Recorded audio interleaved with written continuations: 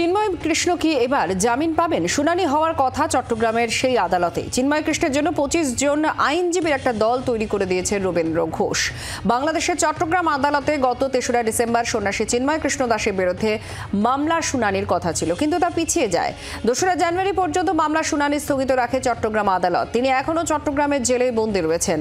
আজ কি চিন্ময় কৃষ্ণের মামলার শুনানির জন্য উঠবে আদালতে? ঘটনাচক্রে গত শুনানিতে চিন্ময় কৃষ্ণের হয়ে আদালতে কোনো আইনজীবী উপস্থিত ছিলেন না।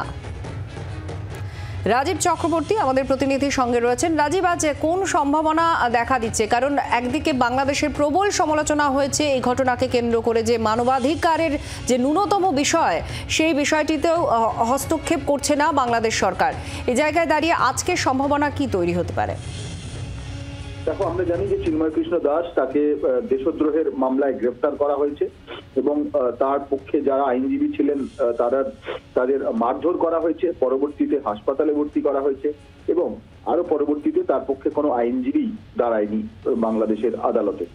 আর যিনি লড়েছেন তার আইনজীবী শেষ লড়াই পর্যন্ত রবীন্দ্র ঘোষ, তিনি হাসপাতালে ভর্তি হয়েছেন, তিনি অসুস্থ।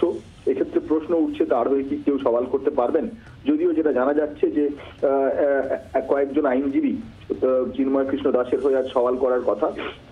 তাকে আজকে আদালতে তোলা হবে এবং আদালতে তোলা হলে তার জামিনের জন্য জোরদার আবেদন জানানো হবে।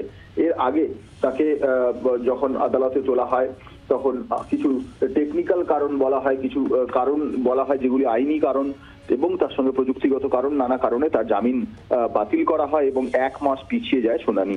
আজ সেই 1 মাস শেষ হচ্ছে এবং আজ তার মামলার শুনানি।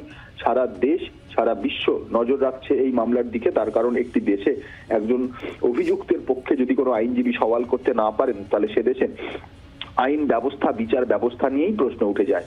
আর যে প্রশ্ন বাংলাদেশ নিয়ে বারবার উঠছে গত কয়েক মাস ধরে। আজকে চিন্ময় কৃষ্ণ দাসের পক্ষে কে সওয়াল করবেন সেটা এখনো পর্যন্ত স্পষ্ট নয়, তবে সূত্র জানাচ্ছে যে আইনজীবী রয়েছেন, তিনি সওয়াল করবেন এবং তার জামিন আজকে মঞ্জুর হতে পারে।